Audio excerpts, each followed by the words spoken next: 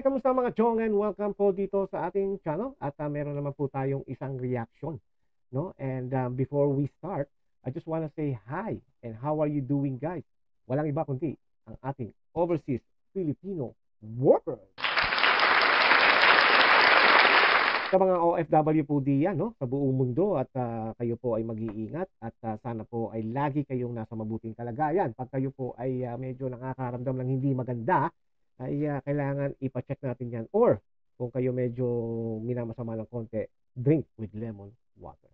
All right. At siyempre po, no, kayo po ay bayani talaga dahil po kayo po ay nagsasakripisyo dahil po sa inyong pamilya sa Pilipinas. Okay? So palakpakan po. Alright, at syempre po, no, gusto ko rin pasalamatan ang ating mga bagong subscribers ngayon. Maraming salamat po sa pagtiwala nyo. At sa mga dati pong nagtitiwala nung una pa na hindi tayo iniiwan, maraming salamat po sa inyo. At I really appreciate your support.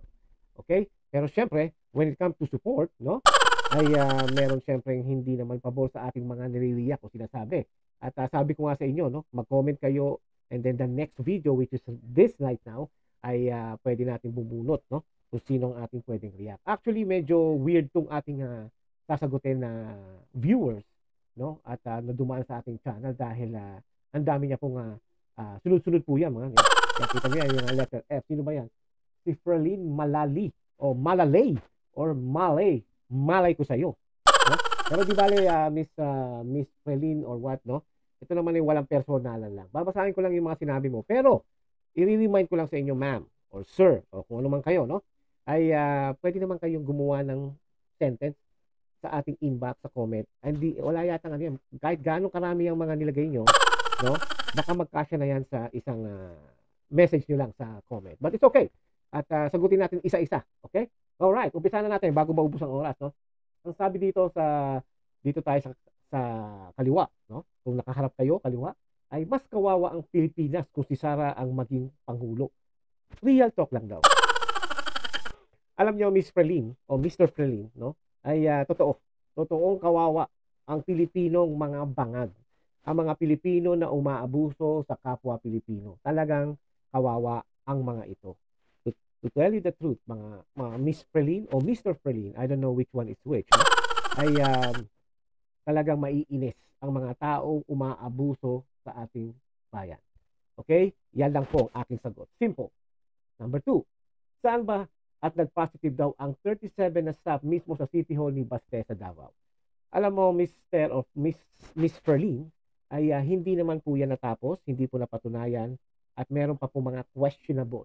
No, you have to think the fact na 37 na to at may nagbabalita, uminom lang daw ng tubig ay nagkaroon na agad ng positive. Who knows? No? Pero wala pa po tayong update dyan.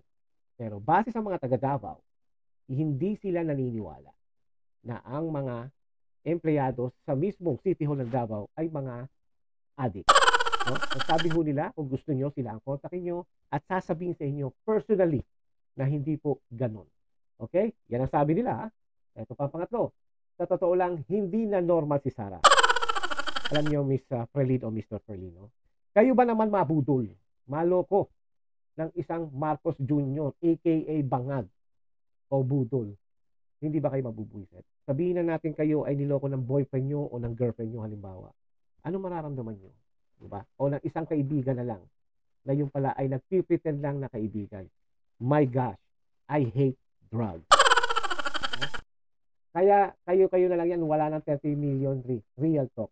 Bakit to? Meron ho ba kayong kopya o proof na hindi 32 million na ang naniniwala kay VP Sara? So you're telling me na binilang nyo ba ang mga believe kay Sara ngayon at hindi? No?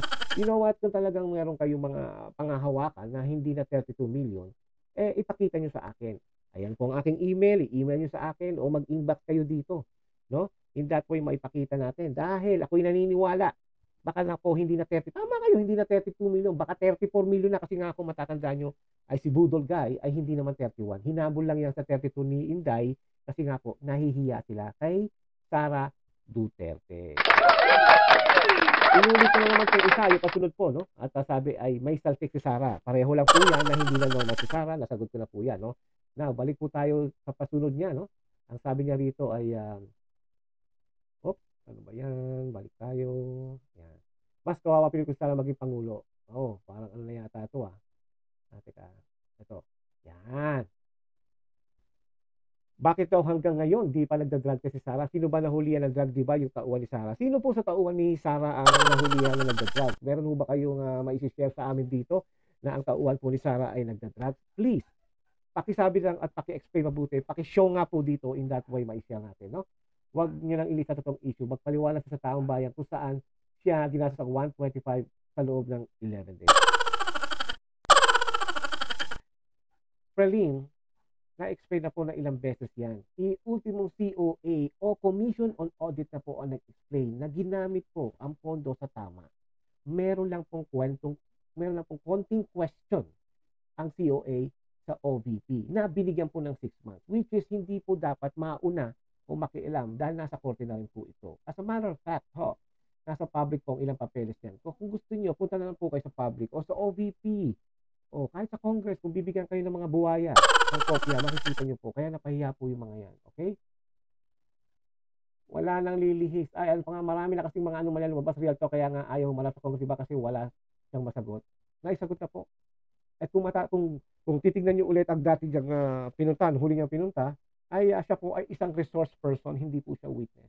All the witness po ay nagsalita na tungkol po sa confidential fund. At hindi na kontento ang Congress po dahil po sa hindi nila magawa para ma-impeach ang ating VP Sara. Ganun po talaga eh. Pag ang isang tao wala namang ginagawa, eh wala ka namang may tatago. As a matter of fact, isa na lang po ang satellite project nito. Alam nyo, Frelin, yung confidential fund na po yun, bigay po yan ng Pangulo without telling the Congress na, hoy, bibigyan ko ng pera itong Vice President ko. Diyan lang po kayo dapat magsimula. Bakit binigyan ng ating Pangulo ng confidential fund si Sara Duterte? Bakit? Ako nung una sabi ko, syempre unity sila. Siguro sabi, ito ang pera. Gawan mo ng project ang Pilipino. Yan ang pagkakaalam natin. Now we know. Sinadya nila yan para magkaroon ng ganyang klaseng investigation. Whether you believe me or not, nasa inyo na yan mga chong. Nasa inyo na rin po yan, Frelin. Pero para sa akin, yan po ay sinadya. Think about it. Saan galing? Do you think bigla na lang kukunin niya ng VP sa iba? So you have to think also na sana umatas kayo ng konti and then you have to go outside the box in your brain, no? Para malaman nyo kung what is really going on. Okay? At huli rito, sabi dito, di ba si Pulong is a joke lang, sinabi niya na may bayad ang mga Quadcom, puro kasi alam niyo paninira. Alam niyo, Miss Praline, halata po natin na wala kayong kaalam-alam when it comes to SOP ng mga politiko. Ako po, ang inyong lingkod ay dumaan po sa ganyan, pero hindi po ako ang humingi ng lagay. Ako mismo po ang nagbigay ng lagay sa mga politikong mga hinayupak na yan. Kaya alam ko po yan. If you wanna debate about this, I can. Dahil ako mismo ang nag-aabot sa politiko nung araw po, no? Nung ako po ay involved pa sa politika. Kaya possible na yan ay may bawat ulo. Dahil hindi po mag-aaksaya ng oras ang mga hinayupak na yan kung walang perang involved. Think about it. Ang mga Quadcom ngayon is just for the money at kay tamba. Okay? So, pasensya na po kayo. Hindi po tayo galit. Ine-explain ko lang po sa inyo ang inyong comment. Palapakan po natin si Miss Praline Malalay. Ganda, Malalay. Hindi kaya malala. Ano? Alright, now that tapos na ang ating intro, haba, no? Let's talk about ang ating VP Sara, di ba? Yep. Ang ating pong VP Sara ngayon ay mukhang pinaplano na naman ng mga tuwadkong, ng mga kalaban niya sa politika upang sirain siya at makapaghanap ng para magamit para sa impeachment. Kung napanood nyo si Miss Maharlika, ang isa sa huli niyang sinabi na ito raw po ay titirahin na naman ng mga tambalaslos, ahas at ng ating Pangulo ng ating bansa, which is the Philippines. Alam niyo mga chong, kaya ako gustong i-react to kasi wala na silang masabi tungkol po kay Vice President Sara. And come to think of it, no, ito lang naman po talaga ang may pakana ng lahat kung bakit nagkakagulo ang Pilipinas. Alam niyo mga chong, do you think papayag ang ating mga congressman kung hindi sa mga hinayupak na to? Una, yung nasa gitna si Bangag. Pangalawa, yung ahas na may dila, kaya nga nandidila, di ba? Kaya kung anak ko naman, nakaganyan kasi give me all the money. Alam niyo mga chong, it's so sad that the Philippines is now in chaos at hindi na natin alam kung ano mangyayari pa sa susunod na taon at kung ano pa o bukas, no? Kaya ang aking masasabi lang po dito sa mga ito ay, wala na talaga silang magawa simula sa Malacanang hanggang sa Congress, 'no? Dahil ang susunod na paninira na gagawin ng mga hinayupak na 'to, 'no, lalo na itong mga, buwaya na ibinoto po natin, 'no, 'yan, ay tungkol po na si Vice President Sara daw ay pala'y absent, yun. Kaya nga mga chong, naghahanap sila ng butas sa ating VP Inday para makahanap sila ng ma-impeach. Kita niyo yung mga chong, ang dami nagsasabi na sa survey daw mahina ng ating VP, wala na raw naniniwala sa ating VP, pabaksak na raw ang mga Duterte, pabaksak na raw ang Tatay Digong. Eh bakit nyo sinisiraan? Bakit nyo ginagastusan? At bakit nyo plano mag-people power pag si Tatay Digong ay nagpunta sa Congress? Think about it. Kung yan ay si Lutang, si Robredo, do you think gagawin nila yan? Did you ever see Robredo nung siya ay Vice President ginawa ng ganyan? Hindi po, di ba? Kaya ito si Barry Gutierrez, yung abukadong buwakaw, natatawa na lang ako eh. Kung makapagsalita siya, parang napakataas ng kanyang manok. No? Napakataas. Ni wala nga siyang binatbat.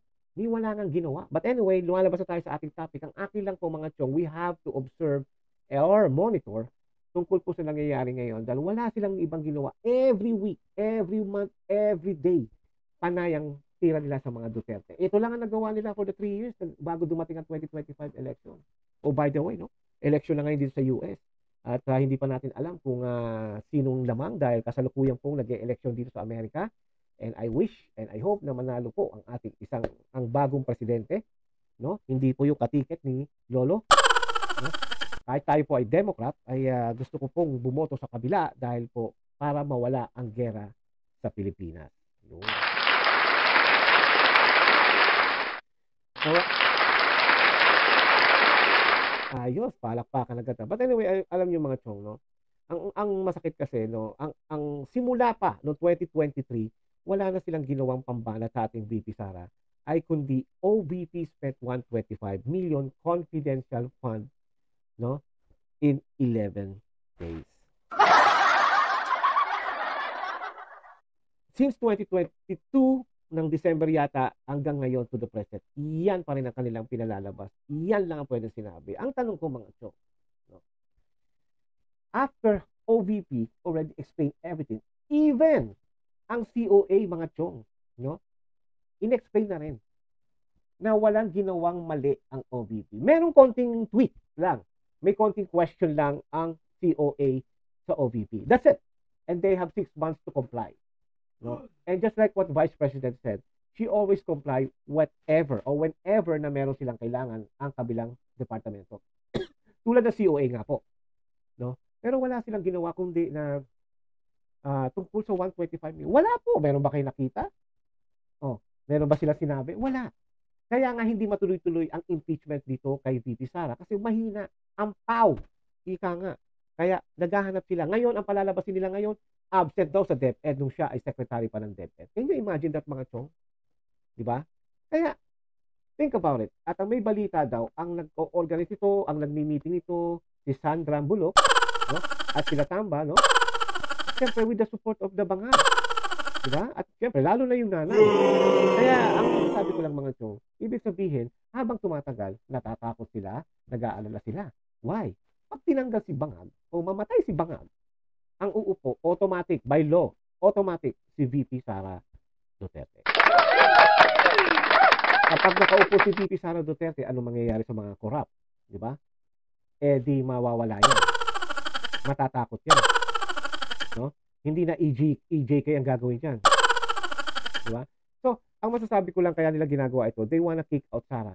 Think about it. Do you think, pag nawala si VP Sara, papalit si Escudero? Diba? Eh, waitan lang yan ni First Lady. Eh, di siyempre si Tamba. In that way, na pag siya nang pumalit, na mawala si Bangag, tuloy ang kanilang ligaya. Pero the thing is, Filipinos are not that stupid. Hindi sila papayag ng ganyan. And ako naniniwala ako that Filipinos still support our VP Sara. Wala namang ginawa ang Ali. Wala siyang ginawa. She just work. Kita niyo nung huling interview niya. O before that huling interview, sinabi niya, pinakilaman niyo ako, nananahimik lang ako, nagtatrabaho lang ako. 'di ba?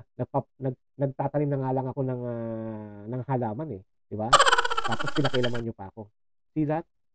Oh, nung panahon ba nun mga chong isipin niyo mabuti, si Vice President Sara ba tumitira sa kanila? Eh, kahit nga si Tatay Digong dumadakdak against kay Bangag, eh, hindi naman umiimik si Sara. Hanggang sa napuno na lang at isa na nga po yung sa sundalo na hindi binigyan ng relo, 'di ba? At siyempre sa KOJC dahil kapitbahay niya yun, eh, city niya yun, eh. That's one of the reason why VP Sara said, "This is it, it's too much." So mga chong, akin lang po naman ay, ang conclusion ko dito is, wala na po silang masabi, 'no? Ang akin lang nakakaawa dito ay ang ating mga kapwa Pilipino, 'di ba? Na dahil sa kanila sila mismo ang nadadamay sa awayan ng politika na ito. Think about it, in 3 years, from 2022 hanggang ngayon, going to 2025 na. Ano ba ginawa ng administration Bangag? Wala.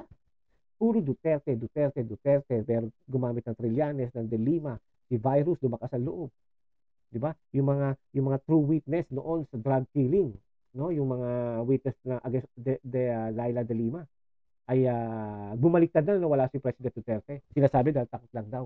Eh samantala ang lakas-lakas ng proof. Nakawala pa rin si Laila De Lima because they're using si Trilling para tirahin ng mga Duterte. Think about it. Sino ba ang gigil na gigil sa mga Duterte talaga? Besides yung mga ibang may konti.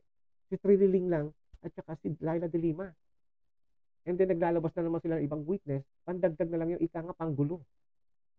Kaya ang akin lang masasabi mga chong, we don't need to believe this. Kahit ako mismo, vloggers, no? Kung hindi totoo sasabi ko, huwag kayong maniwala sa akin. Pero isipin nyo, tingnan nyo yung nangyayari ngayon sa Pilipinas. Look at what happened to Batangas at Bicol. Na binagyo, ang nangyari po doon. Oh, di ba? Binaha. Anong sabi niya sa State of the Nation last July? May flood control 5,500. Nasa na yun? Ngayon, sasabihin niya, overwhelmed. So, you have to think that. No? Alam ko may mga bulag-bulag na loyalista pa rin diyan, may mga bagong loyalista na kuno na patay sila sa mga Marcos, no? Pero hindi nila kasi naiisip, eh. Alam niyo mga chong, ang nagsasalita ngayon na loyalista, yung mismong mga dati pa kay Senior Marcos na itong anak daw talaga ay napakabobo. Wala talagang silbi. Tamad. Puro good time. Why do you think nandiyan si Duran-Duran noon? Diba? Yan ang mga tipo niya. You know what mga chong? Straight talk tayo. Dahil sabi ni Ferlin, real talk. Ako naman straight talk. This administration, especially the President of the Philippines, doesn't care about the Filipinos. Think about it. Sa susunod na video ko, no, tungkol po sa mga nasalanta ng bagyo, no, at ako'y naaawa, no, dahil lalo na mga kababayan ko rin po ang Batangas, especially ang Talisay at saka ang Laurel. Marami po kaming kakilala dyan, dahil nasa politika po ang tatay ko, ay marami po kaming mga natulungan diyan. Kaya ako po'y naaawa. At nung nakita ko yung binigay ni Bangag sa mga tao, napailing na lang po ako. Well, anyway, next content na po natin yan. Gusto ko lang pong banggitin itong sinasabi nila na titirahin daw ang ating Vice President Sara Duterte. Mga chong, all I can say to you guys is let's protect her. Let's protect her dad at ang pamilya Duterte. Ito na lang po talaga ang maaaring makatulong sa atin. Ang posibilidad. Okay, I'm not saying that Dutertes are perfect. I'm not saying that. Pero sino? Sino ang pwedeng sumalba sa Pilipino ngayon? Let me know. I-comment nyo po sa aking channel. Sa comment sa inbox sa baba. Okay? Alright, hanggang dito na lang po at sana po ay nagustuhan nyo ang ating pinag-usapan ngayon, ang aking reaction. Babalik po tayo ulit at sana po abangan nyo ang ating susunod na video. Okay? And thank you po. At sa mga hindi pa po na nagsasubscribe o like, please comment naman tayo, share, subscribe, at press na rin ang notification bell. Okay? Alright, hanggang dito na lang po and I will see you again on my next topic, reaction. Sabi nga ni Vice President Sara, mga chong, mahalin po natin talaga ang Pilipinas. Okay? Please. Salamat po.